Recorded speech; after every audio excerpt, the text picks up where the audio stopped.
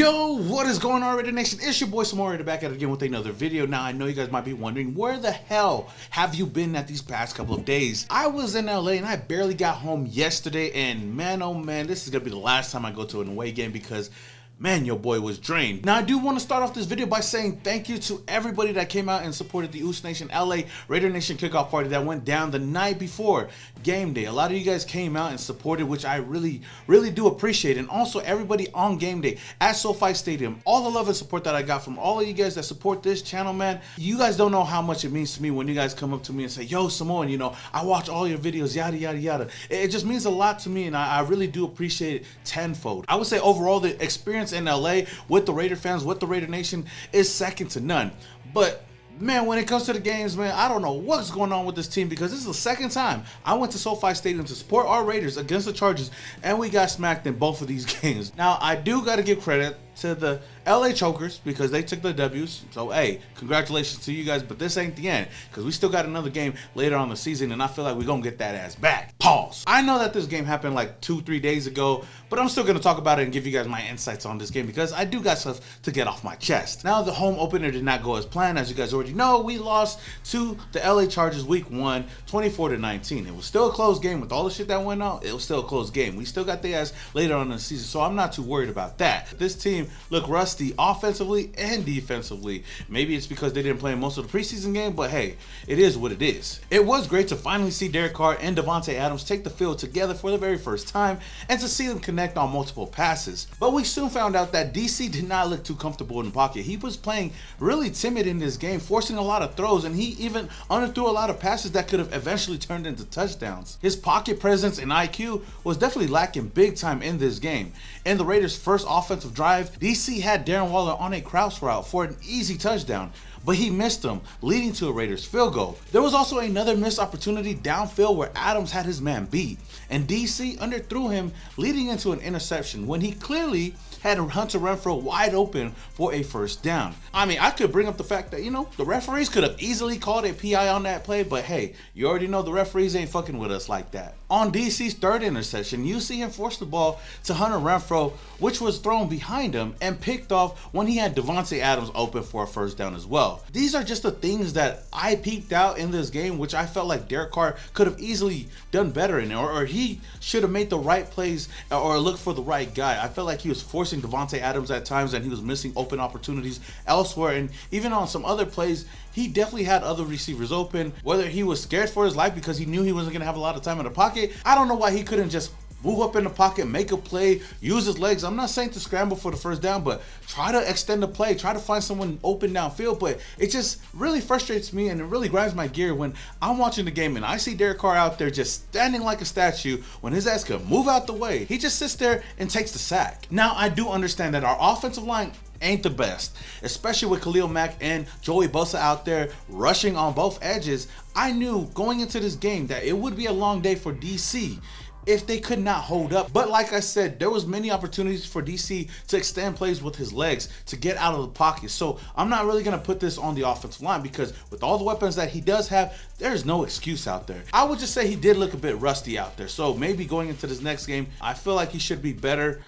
Hopefully. But with all that being said, Raider Nation, I know you guys are probably going to be mad at me because I'm talking about your favorite quarterback out there. Overall, even in a sloppy game like this, and I would say DC's worst game this year, we still had a chance to win this game, so we should not worry. Of course, was I mad with DC during this game? Hell yeah. Any real Raider fan out there would be mad of how this team played. And even with all the interceptions that we had, 3 interceptions, 2 fumbles, I believe so, we still had a chance to win this game on the last drive. Obviously, we did not win this game, but if we can clean up most of the mistakes that we made out there, especially you, DC, then I feel like we should be okay moving forward. So I do want to give props to the Chargers for winning this game, but at the end of the day, I feel like the Raiders beat themselves up more than anything. Now let's talk about this defense just a little bit. I know a lot of you guys were frustrated with this defense, especially early on. I was as well. I understand that this defense gave up some big drives early on in this game, but at the end of the day, when we needed them to step up, they did. Only allowing 7 points in the second half and getting the ball back in the fourth to give this offense a chance to score. Obviously they didn't, and we still lost. So I'm not going to get on them too much. I just hope that we see more Chandler Jones going into this week's game against his former team, the Arizona Cardinals. Another position group that was really struggling out there that we all know is this offensive line. Going into this game, there was no secret that the offensive line would be a worry, and watching them in this game, it became evident. Jermaine Illuminor was replaced during the game, and Andre James left in this game in an ambulance and had to go through concussion protocols. Us as fans already know, and this team knows, that this is definitely a big position of need, which is why they went out and worked out a couple of offensive veteran linemen to come help out this team. First, bringing in a familiar face and former Raiders guard, Kelechi Osemele. Osemele, 33 years old, played for the Silver and Black for 3 seasons, making the Pro Bowl in 2016 and 2017. Since then, he's played 3 games for the Jets, and in 2020, he played for the Chiefs, starting in 5 games. Osemele is definitely past his prime, but he's a guy that could provide some much needed veteran depth on the offensive line.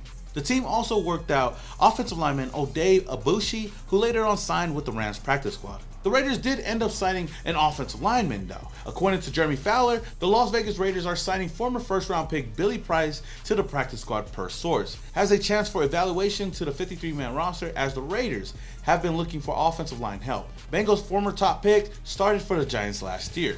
Now Price is considered a center, but also has some experience at guard. Last season with the Giants, Price played in 15 games, allowing 2 sacks and 24 pressures. Not really the best numbers, but he definitely provides some depth at the center position. In some other news, the Raiders signed cornerback Nickell Robey-Coleman to the practice squad. With Anthony Averett suffering from a broken thumb after Sunday's game, possibly missing up to 4 weeks, I can see Robey-Coleman being called up to the main roster, especially with the lack of depth that we have in the secondary.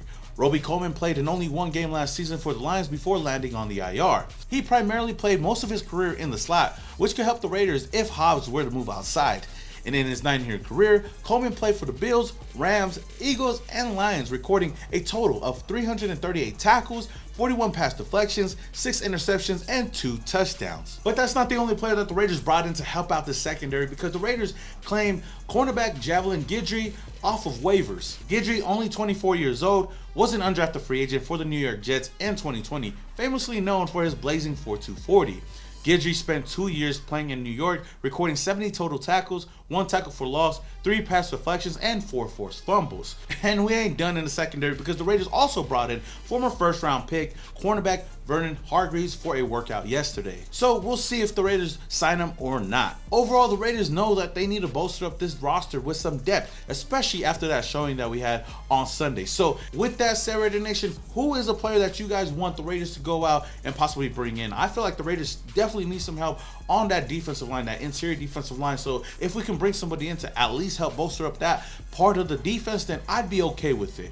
But if you guys do have any players out there, again, let me know down in the comments below. Now, last up in some injury news, it looks like our star linebacker Denzel Perryman dodged a huge injury. Perryman did leave Sunday's game early with an ankle injury. According to Jeremy Fowler, Raiders linebacker Denzel Perryman is considered day-to-day per source. Didn't suffer major damage on week 1 injury, which is good news for the Las Vegas linebacker. Obviously, this is great news, and there is a strong possibility that we'll see him play this week versus the Cardinals. But if by any chance he's not ready to go, then look for Luke Masterson and Darren Butler to take the majority of his snaps. I know that this is a video that I should have made a long time ago, but hey, I'm here now. Fuck it. I do want to give you guys my new segment, which is the Wits and Whiskey Player of the Game. And for my player of the game, I definitely got to give it to none other than our new star wide receiver, Davante Adams, for being the very first Wits and Whiskey Player of the Game, having 10 receptions for 141 yards and 1 touchdown. I feel like he could have had another touchdown, but you know what? That's besides the point. It was great to see Davante Adams in his Raiders debut, because I feel like the sky's the limit for this guy, and we're going to see a lot more of those connections throughout the year. All right, Raider Nation, with that being said, if you guys do enjoy this video, don't forget to hit that like button. Also, hit that subscribe button, hit that notification icon button to notify you guys when I upload more videos just like this. Until the next video, this your boy Simone Raider, and your boy is Started off in Oakland, now we here. Thought that we was done, we just hit another gear. Look, started off in Oakland, now we here. Hey, pull up with the nation in the silver black gear. Look, 4 games straight, we in the playoff. Shout out to the Chargers fans, y'all enjoy the